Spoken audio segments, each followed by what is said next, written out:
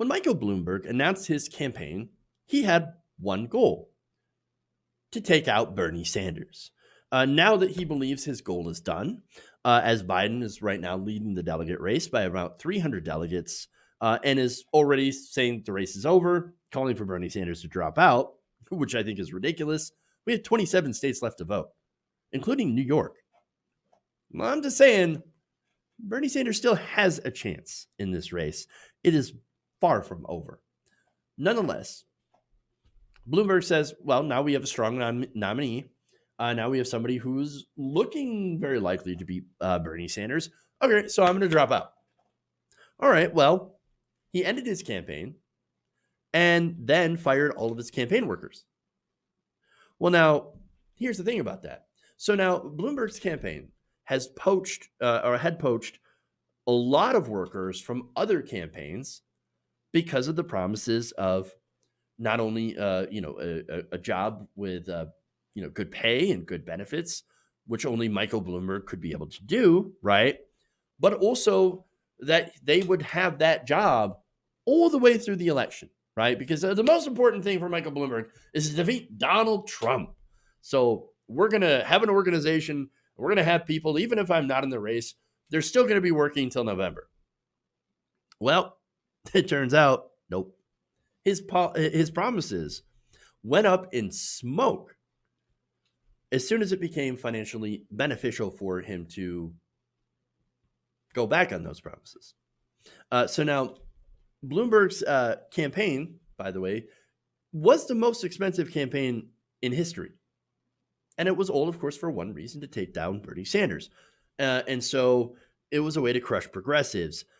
His employees, a lot of them didn't know that. And so they were absolutely blindsided by this entire thing. So now one of them was Matthew Jeweler. Matthew Jeweler worked as a regional organizing director and Colorado's digital director. He gave up an IT job he'd had for about 10 years in order to join Bloomberg's campaign. During the interview process, he said he confirmed repeatedly that the job would last through November. Quote, "I honestly don't know if I would have taken the job if it weren't for that specific guarantee, because I knew I wanted to work on the general election." Jeweler said he'd learned that Bloomberg had dropped out online. Many staff hadn't been told before the news broke. I had people texting me saying, "Why did I just find out that we dropped out from New York Times article or something that we heard on the radio?" Jeweler said that even though his primary campaign was ending, he still hoped that most field staffers would have jobs moving forward. Instead, that they didn't. And that's fairly obvious, right? There were 2 rounds of layoffs. In the first round, hundreds of staffers around the country were fired. They said that they would be paid through March 31st and were encouraged to apply to work for Bloomberg's organization in battleground states. But that, of course, did not pan out either, because Bloomberg abandoned his plans to form a new independent entity and then announced that he would instead just give $18 million to the DNC and walk away. So that's it. That's what happened. And now all of these people are out of work and they're pissed off. In fact, Donna Wood in Miami lost her job on March 20th during a conference call. Quote, "It was read off a script from HR and then it was like, 'Goodbye, you can hang up now.' It was a low blow. I felt very used and very kicked to the curb after all that I had given to the campaign in the short time that I did work for it." Asked how she feels about the assurances he made as a recruiter to potential staffers, Jethwani said, quote, "Mike borrowed my credibility and abused it in that moment.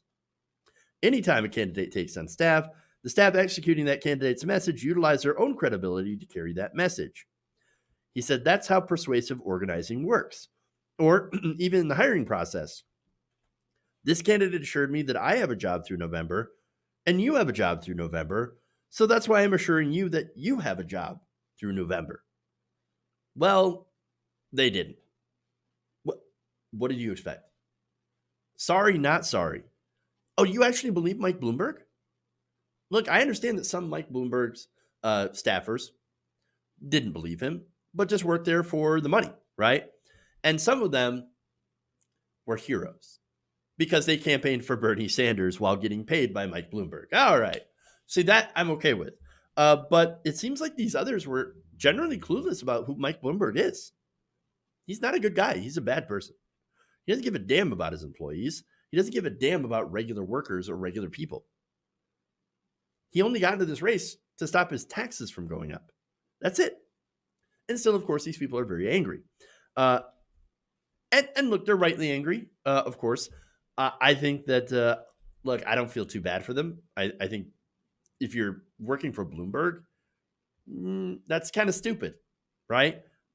But they did get screwed over, to be fair. Now, Donna Wood filed a breach of contract suit. The complaint in Wood's case alleges that Bloomberg deprived staff of promised income and healthcare benefits, leaving them and their families potentially uninsured in the face of global pandemic.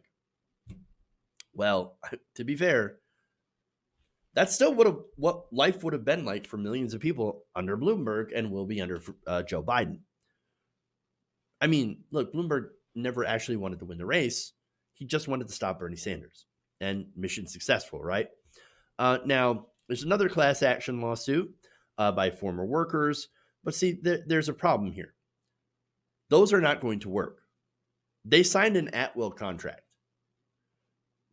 meaning you can get fired at any time for any reason. So, look, man, you signed the contract. You shouldn't have listened to Bloomberg and then signed their contract. I mean, it's ridiculous, right? Attorney Ari Wilkenfield, an employee law litigator who is not involved in these lawsuits, said he sees these types of cases all the time, and it will be an uphill battle. Quote, everybody wants to think that their new job is going to be great and their new boss that hired you is going to be genuine. There's this psychological impediment to saying, hey, brand new boss, you've made some promises. Can you put them in writing? Unfortunately, the new boss probably knows that. That's why they make promises in writing that they're willing to commit to, and verbally ones they're not sure or can't commit to. Or in this case, I think never wanted to commit it to. Bloomberg spent $500 million on ads. Not 1 cent went to guaranteeing these people would continue to have a paycheck. Did you really think that when the campaign was over, that Mike Bloomberg wasn't just going to be like, F off?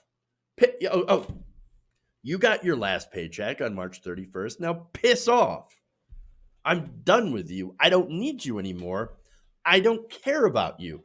My taxes are protected, right? I'm not going to have to pay more in taxes for you to get health care. I mean, I didn't want to in the first place.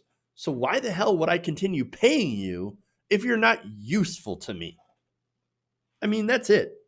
Cut and run, right? Now, one more thing that's a slap in the face to these workers, but again, totally expected. Multiple staffers said they were told that they kept their Bloomberg-issued iPhones and MacBooks. It's another thing, another supposed perk of the job. They would be taxed in the future on their 2020 tax returns. How they did it instead, according to Jeweler, was they added it as supplemental income on all of our paychecks, meaning it put some of us in a different tax bracket, meaning we got taxed at a higher percentage. That means some people saw withholding for as much as $700 to $800, including Jeweler. The campaign informed staff after the fact, because of course, that they can receive refunds if they return the devices. Trash. Total trash. Bloomberg is trash. And here's the thing. We knew that. I knew that. I was telling everybody, Bloomberg is garbage.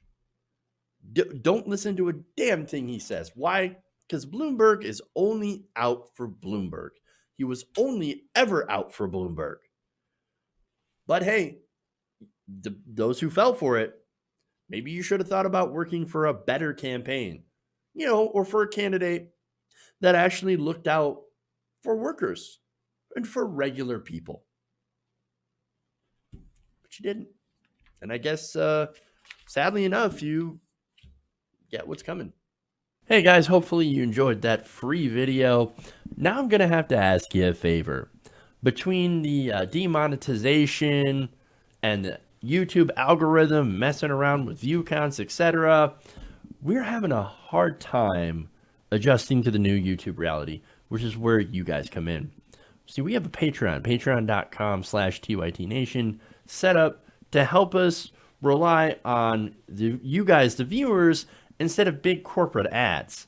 Look, you know the show. You know I'm not in favor of big corporations anyway. So help us transition away from relying on the ad model to pay the bills and sign up to be a patron, patreon.com/TYTNation. That goes a long way to help us keep the lights on. And you guys will know that you're supporting independent progressive media.